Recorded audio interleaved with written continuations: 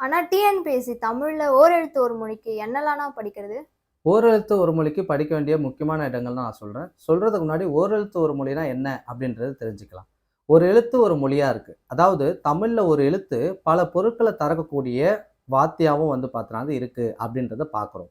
அப்படி பார்க்கும்போது குறிலா சொல்லக்கூடிய ஆக்கு, அழகு, கடவுள், சிவன், பிரம்மன், திருமால், 8 சொல்லக்கூடிய எண்ண குறியக்கூடிய வகையில பொருள் தரக்கூடியதா அந்த ஓரெழுத்தான ஆன்றது இருக்குன்றத பார்க்கிறோம். இப்ப இந்த ஓரெழுத்து ஒரு மொழிக்கு படிக்க வேண்டிய இடங்கள் பார்க்கும்போது, பள்ளி புத்தகத்துல 7ஆம் வகுப்புல நன்னூலா சொல்லக்கூடிய 42 ஓரெழுத்து ஒரு மொழிகள குடுத்திருப்பாங்க. ஆனா, அத தாண்டி தற்காலத்துல 70க்கும் மேற்பட்ட ஓரெழுத்து ஒரு மொழிகள் இருக்கு அப்படின்றத பார்க்க முடியுது.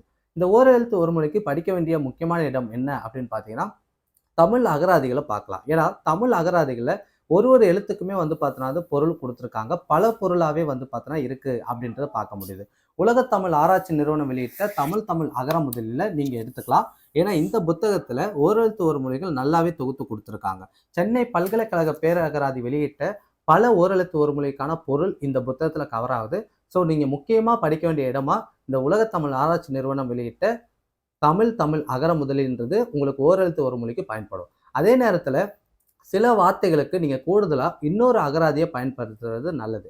தமிழ் மொழி அகராதி சொல்லக்கூடிய இந்த புத்தகம் எடுத்துக்கலாம். இப்ப இந்த தமிழ் மொழி அகராதியில பார்க்கும்பொழுது சொல்லக்கூடிய குரில் ஓரெழுத்துக்கு கூடுதலா நான் சொன்ன கடவுள், சிவன், பிரம்மன், திருமால், அழகு, 8 எண்ணும் குறிக்கக்கூடிய எண்ண குறி அதை தாண்டி திப்பிலி சுக்கு சொல்லக்கூடிய தகவலையும் பார்த்தீங்கன்னா கொடுத்துருக்காங்க. ஸோ நீங்க தமிழ் அகராதிகளை ஏதாவது ஒரு 2 அகராதிகள் எடுத்து ஓரெழுத்து ஒரு மொழிக்கு நீங்க தொகுத்து படிச்சா நிச்சயமா பார்த்தீங்கன்னா இந்த ஓரெழுத்து ஒரு மொழி தலைப்புகளுக்கு விடையளிக்க முடியும். நன்றி.